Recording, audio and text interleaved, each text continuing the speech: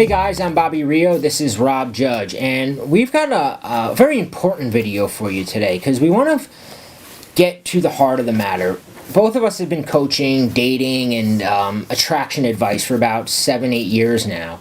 And one of the things that we always get from guys is, well, like, how do I make a girl really like me? How do I get her to fall in love with me?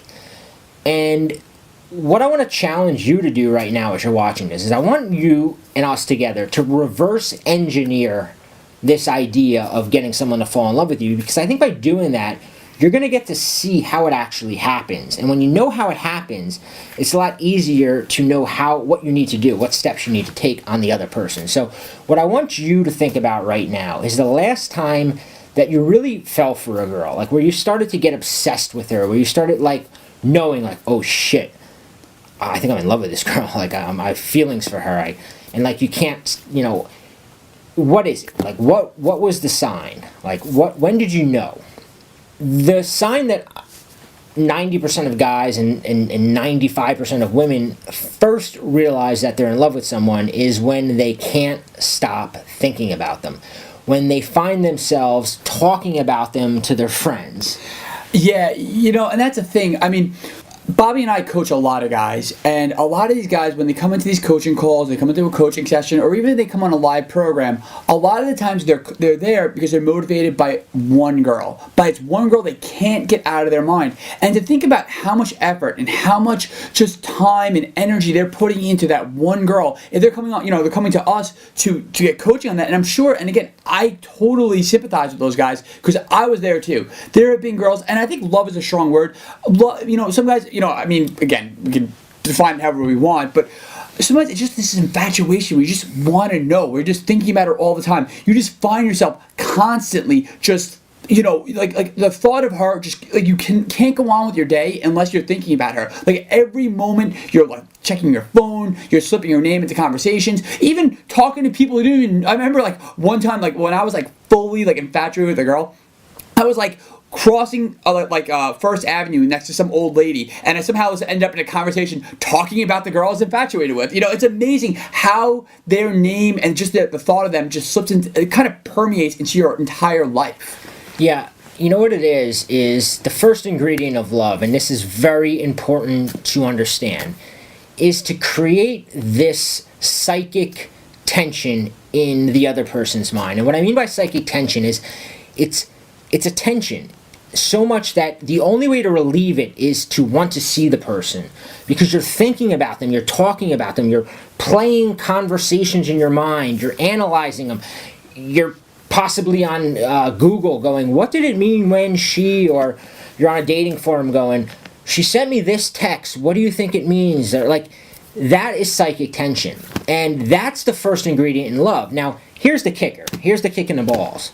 The kick in the balls is that most guys do everything to relieve that tension as quickly as possible in her mind. Because as a guy, our natural philosophy is, I need to let her know. I need to give her certainty. She needs to know how I feel. She needs to know that, like, this is real.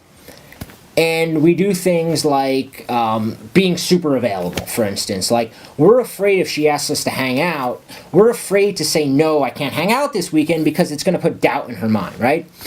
We're afraid that if we don't text her back right away, it's going to put doubt in her mind.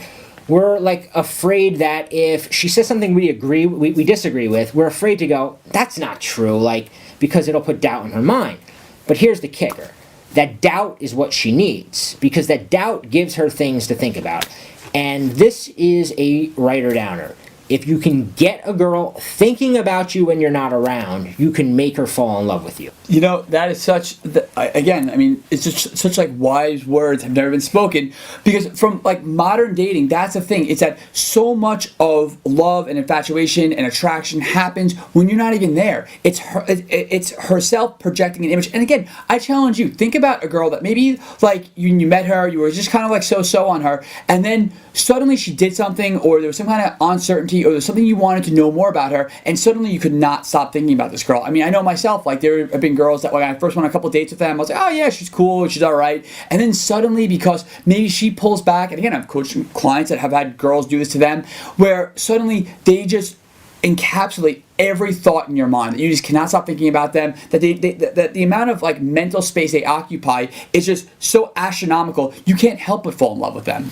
Yeah, it's like you talk yourself into it, because like most people think love is like this cause and effect thing. Like I'm gonna show her, I'm gonna take her out to a really nice dinner. It's gonna convince her that I love her, right? And then she's gonna fall in love with me because we're gonna be together. It's gonna be this romantic encounter.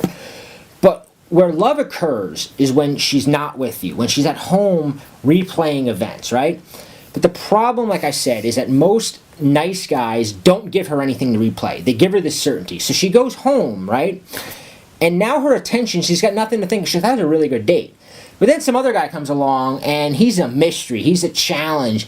And now her attention goes to him. And you've got none of her attention. And you've probably been there. Have you ever gone on a date, right? And it was like the most amazing date in the world. You're like, oh, we connected, and this and that. And I just know she's the one. And she has to feel the same way because she was laughing at all my jokes. And we were making plans to hang out in the future. And then you text her, and a day goes by, 2 days go by, and then like that moment hits you in the stomach where you're like, what the hell? She's not responding. What went wrong, right? And I can tell you what went wrong, and it's that she had nothing to think about. Like me and before we filmed this video, we were talking, and it's like the movie, the ending to the movie was already revealed. She knew the ending to the movie. She knew what was going to happen next. And when a girl knows what happens next, she's got no motivation to continue watching the movie. I just have to like interrupt you for a moment because I just have to tell a quick story. When I was like going out and meeting girls in Manhattan and kind of just doing this casual dating, it was crazy because I had a lot of dates that I thought went perfectly. When I went home, I was like, yes, got this in the bag. This girl really seems to like me. We had a great time. And when I went to go text them, it was like crickets, and I couldn't. I was like, what? I was like, I had so much fun. You were laughing, and everything was great. And you told me that you were gonna text me back, and nothing. Just crickets. And then I remember there was a date one time I went out with this girl who I was actually really interested in, but just I made a lot of what I thought were mistakes. And by mistakes, I mean like, she would say something and I kind of disagree with her a little bit. I challenge her. I don't know. I was in a little bit of a testy mood. And I did a couple of little things kind of accidentally. And when I went home, I wasn't totally confident that was the best date I'd ever been on.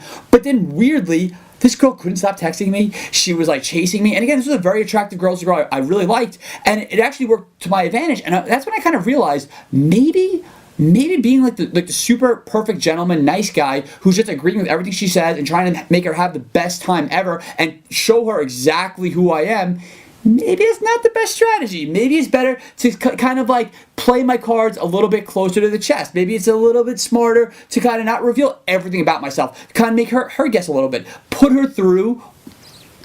Spoiler alert. Yeah, the Scrambler. You may or may not have heard of Rob or I talk about the Scrambler. And to give you a little background on it, because if you've watched our videos, you know we've talked about it, and how it kind of formulated was a few years back, Rob and I had we kind of hit our breaking point, and we're like, something here, like we're both really good at teaching guys. A guy can come to us, they pay Rob obscene amounts of money to go out on the weekend with him, and he gets these guys talking to girls. He has students bringing girls home the same night, like girls way out of their like league, quote unquote.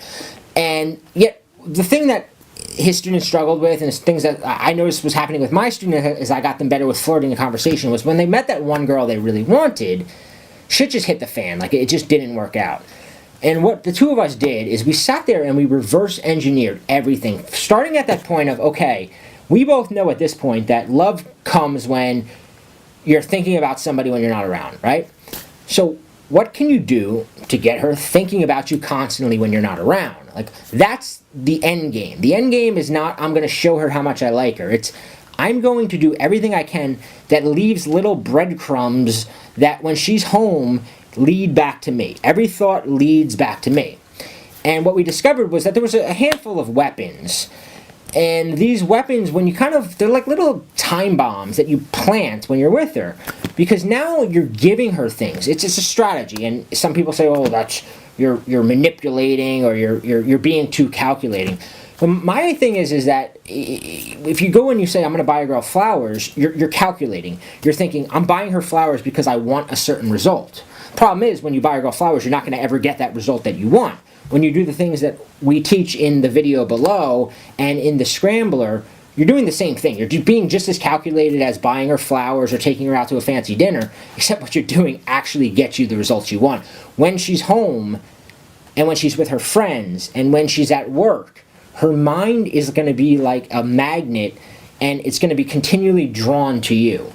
So I suggest that you check out the video below, and we go into a little bit more detail. We talk about some of these weapons, the 4 horsemen of the chase.